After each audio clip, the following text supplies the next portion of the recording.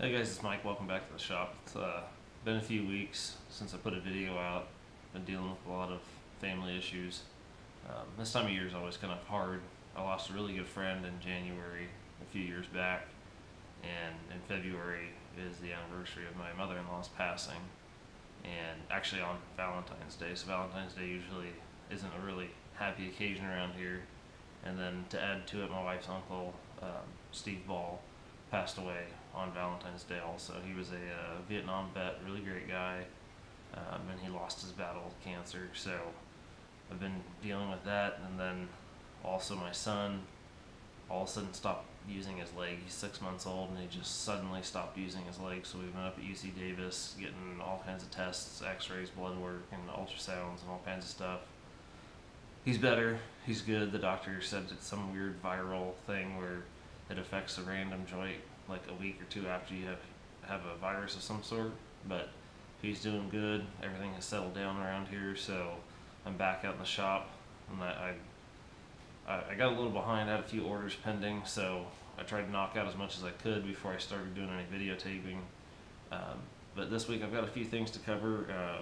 I finally switched out the indexing head on the milling machine and put the small one on there. I think it's a 6-inch versus the 9-inch that I had on there. It's a little more appropriate for my little bitty clawsing milling machine. Frees up a lot of room on the table for other milling operations without having to re-zero the indexing head every time I put it on.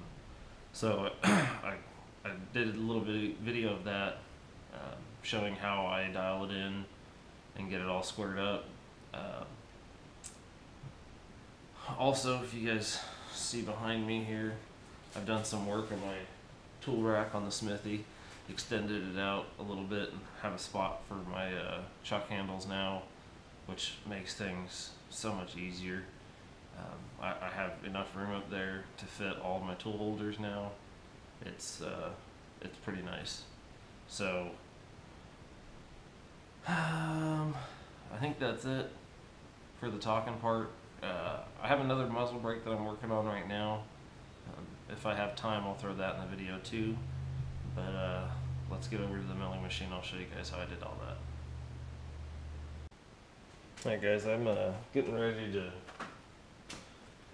take off the indexing head off of my milling machine.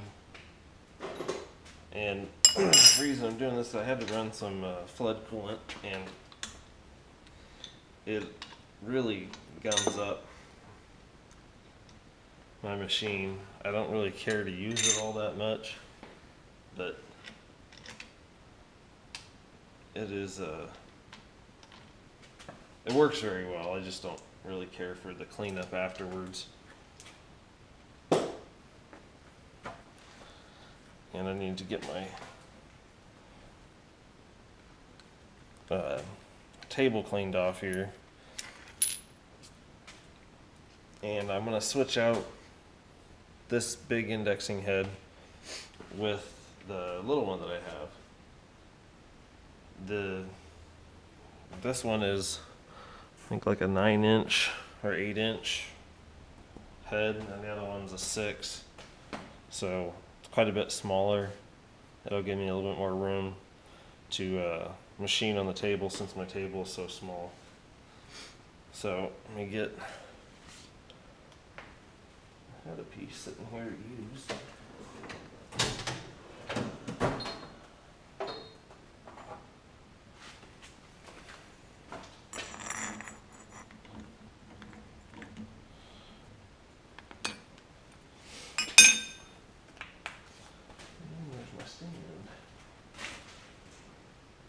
I'll just use a chair, I guess.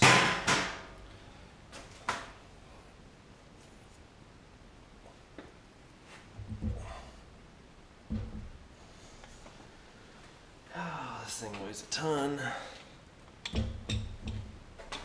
and it's very difficult to pick up by yourself.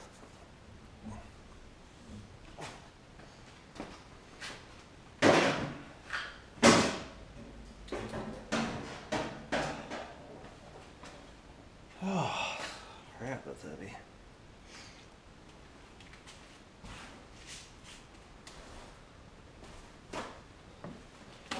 I would say that thing's got to be close to 100 pounds. It doesn't look like it did a whole lot to the table. The last time I'd left it on for much longer than I should have, and it really rusted up the top of the table. This table when I got it was really, really bad, and I've done quite a bit to get it cleaned up.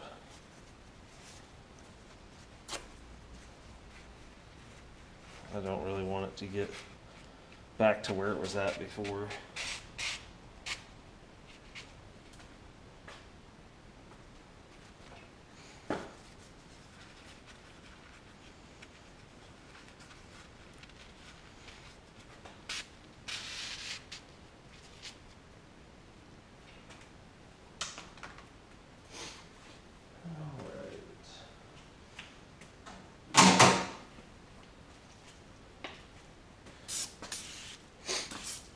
Usually for this, I like Brad from Tactical Keychains. Usually I use WD-40, but my spray bottle broke. So I wanted to get, I have a lubricating oil from Liquid Wrench that smells very similar and feels very similar in its use or application. It works pretty well.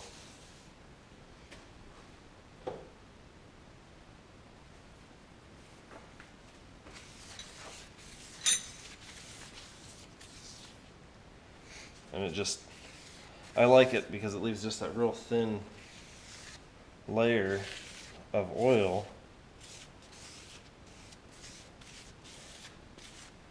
And using that non-abrasive Scotch-Brite,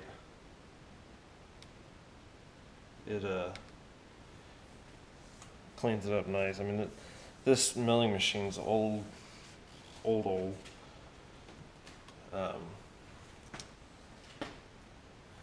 It's, I want to say my grandfather purchased it in the 50s. I'm not 100% certain on when he got it, but the table still looks pretty nice. So now time to get the other indexing head and throw it up here and try to get it trued up.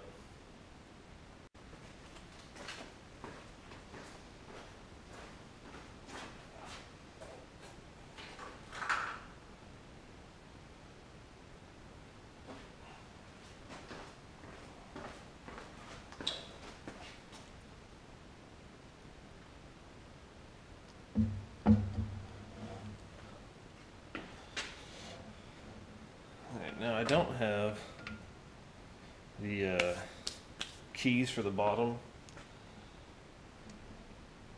to get it so I can halfway index it or align it. I might have them inside of my smithy, but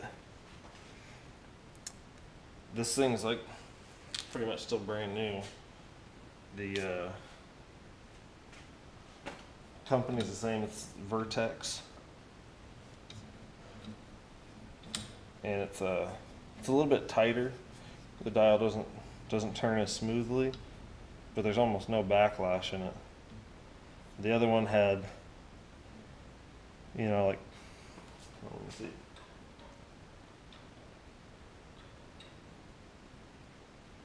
about 10, and this one's got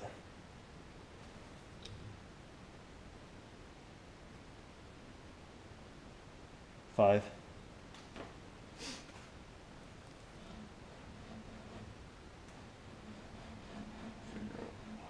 How far back I can put it here. I've got to do some cleanup on it. It's still got the original packing oil on it, but I want to get it all set up here.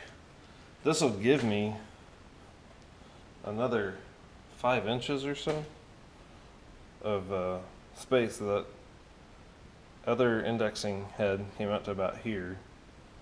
So this one's quite a bit shorter. Alright, I don't know how clear this is going to be for you guys, but I've got one of my reamers chucked up here, and this is what I use as my test bar. And usually what I do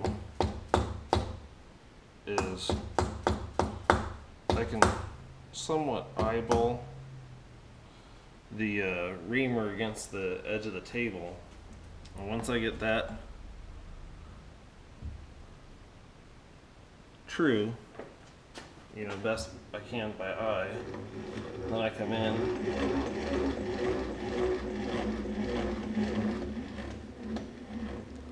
so over the full travel I've got 15 thousandths. So come back out to 0.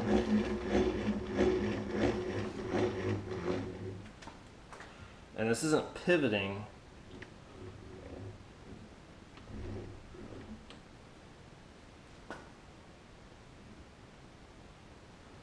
You know, on the center of this, so it's a little bit difficult to get it.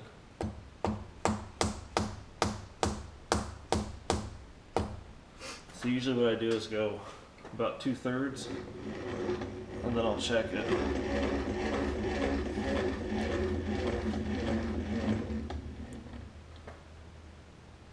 So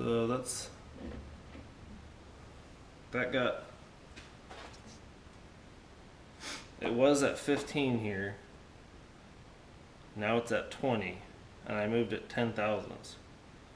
So come back out here.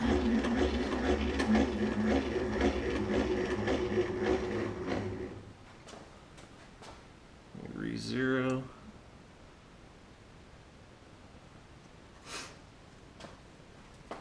So I went from 10 to 20, so I got 10 thousandths I need to take out. I moved it 10, it went 5, so this time I'll take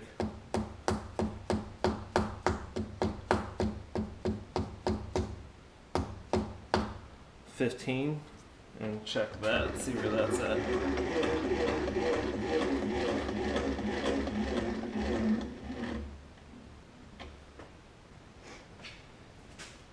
One of the other things I wanted to talk to you guys about is my little mag bases. I was looking at getting a Noga, and I flat out couldn't afford it at the time. And even though I could have a couple times, I didn't want to spend that kind of money.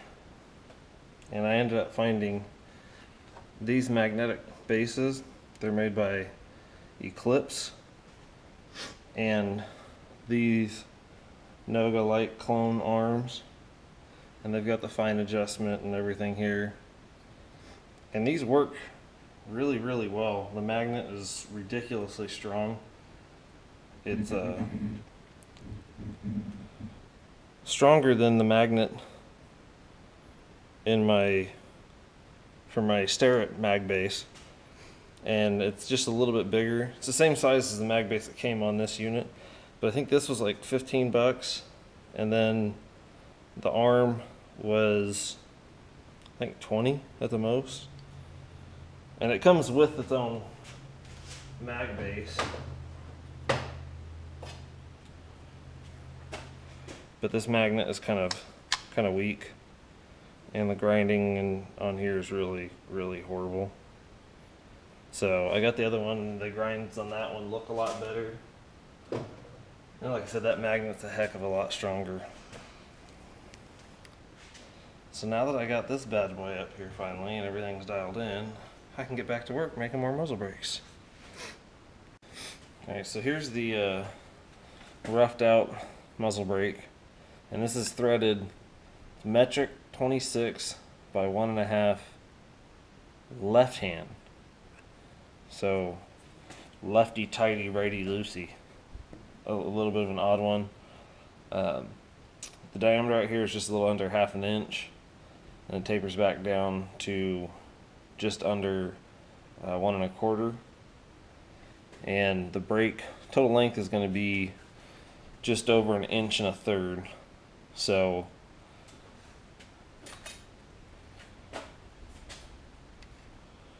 it's going to be right about there. This is just going to be a short break. It's going to have a pass through in the middle, a hole that goes through both sides. I've got it running as true as I can in this little indexing head. And what I'm going to do is I'm going to mark off this edge, and it's right now the diameter is 1.462. So I'm going to touch off here, move it out, over, touch off here, and then move it in to center. And to start, what I'm going to do is I'm going to drill a hole just a little under a 1/2 inch straight through, and then I'm going to come in with my end mill and square that hole out. And what I'm probably going to have to do is stick my end mill out a little bit, and I want to get everything in one shot. I don't want to cut one side and then rotate it and cut the other side and hope they line up perfectly. And then there's a cutout that I need to make on each side. Here is another muzzle brake that's going to be, this is the same type of, or muzzle brake for the same gun. Obviously it's a little bit longer than what the customer wants, but he sent this to me so I get measurements off of it. This little notch here is an indexing notch. There's a spring pin on the weapon that this goes on that's off center. So as you're threading it on, you'll come around and it'll engage and it locks it in position. It can't rotate. Well, like this, you'd have to sand it or trim this end off to get it to lock on and be completely flush. Otherwise, you're going to have play because it's not bottomed out. So the customer asked me if I could put an indexing mark on each side. Now, measuring this one, the indexing mark from top dead center is 22.5 degrees. And what I have this set up right now, I got it in here, I rotated around to 90. So once I'm done with these cuts, I'll just go around, rotate 22.5 degrees past 0, make that cut, rotate it all the way around 180 degrees from there, and do another cut. That way, no matter which way the brake is, if it's up or down, it's going to be indexed. It makes it quite a bit easier to thread on and index properly. See if I can get this other light here. It actually helps instead of hurts.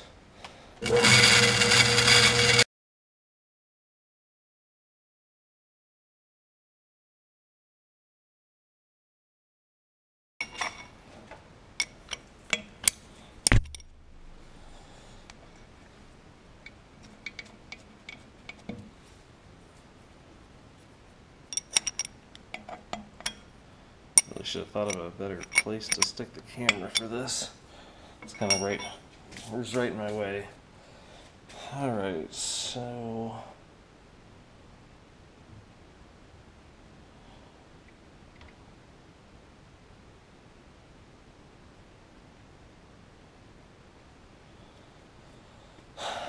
I need to go switch stuff out and get ready to drill.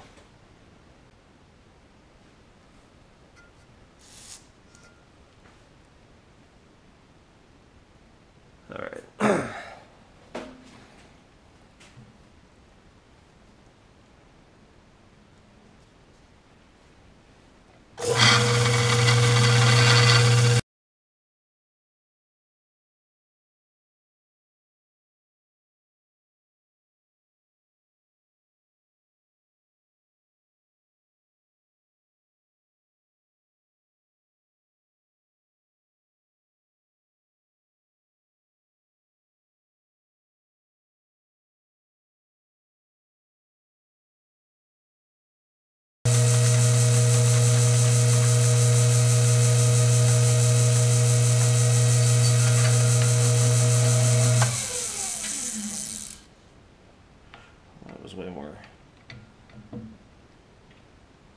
adventure than I thought it was going to be.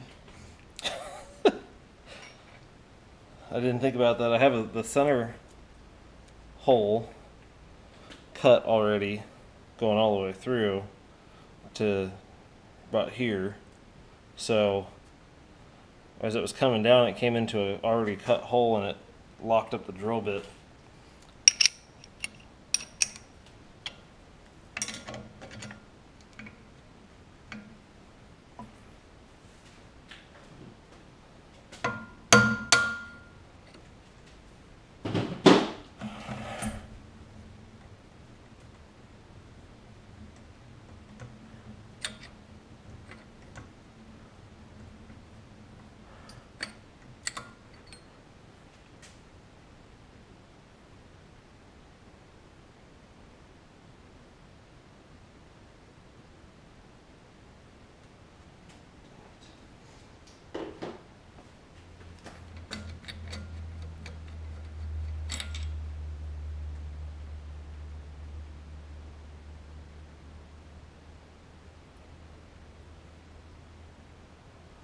Doesn't look like it did anything to the collet, but it did wear an edge in here.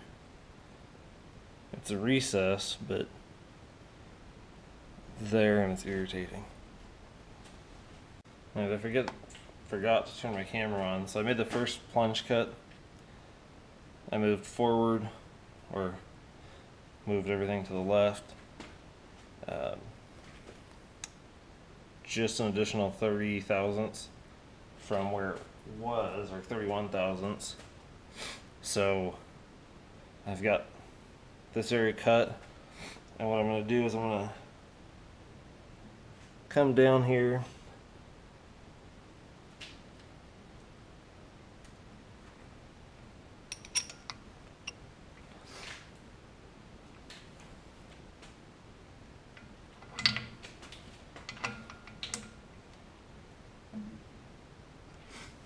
about halfway.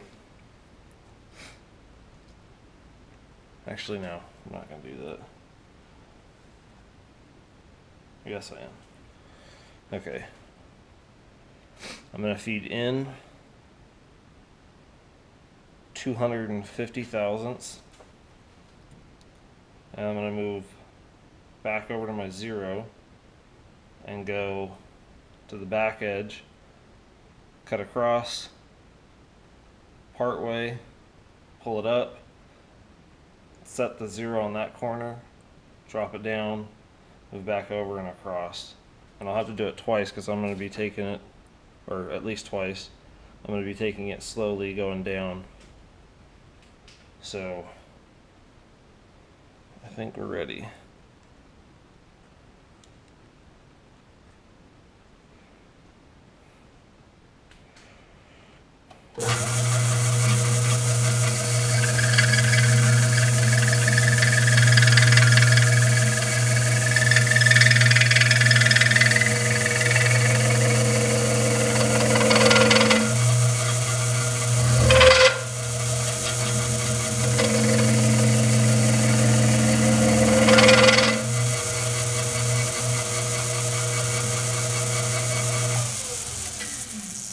As you guys can hear, I'm getting a lot more chatter than I wanted, so I'm not going to be able to take this nearly as fast as I wanted to.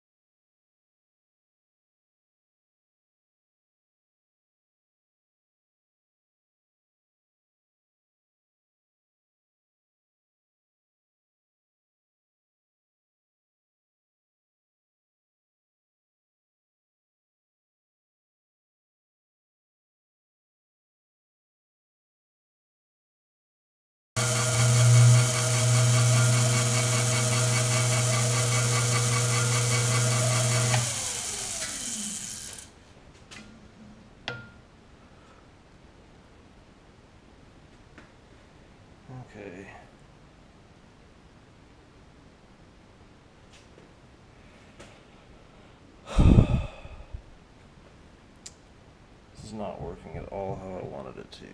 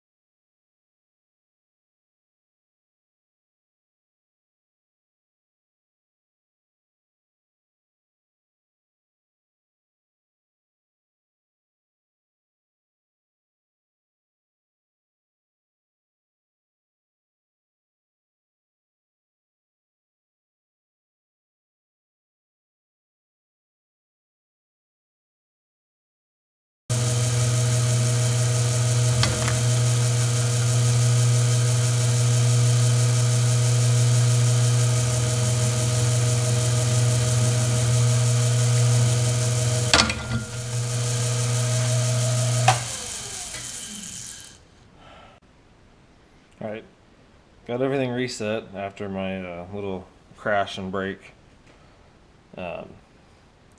The indexing head is trammed back in straight, and I'm starting to make my first cut. I just went around once, and I also put my dial indicator on. I'm going to use that for my my stop points, rather than using the dial. That way I don't have to worry about the backlash. I got it set up while it was centered, and I just made my first cut around. I'm going to drop it down about 1/4 of an inch and make another pass and see how it goes.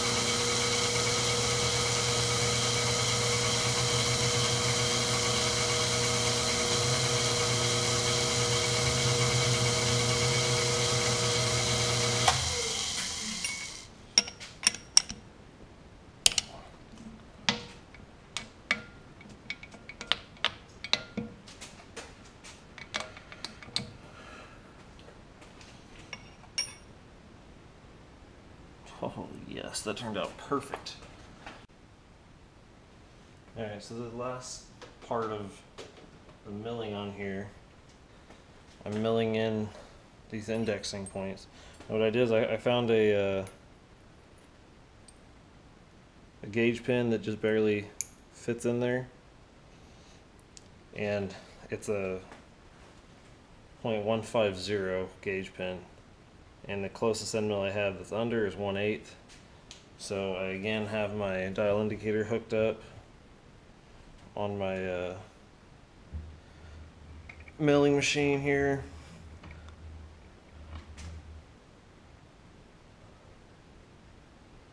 And what I'm going to do is I'm going to cut into depth and then move it back out, then I'll move it over, take a skim cut around and back out.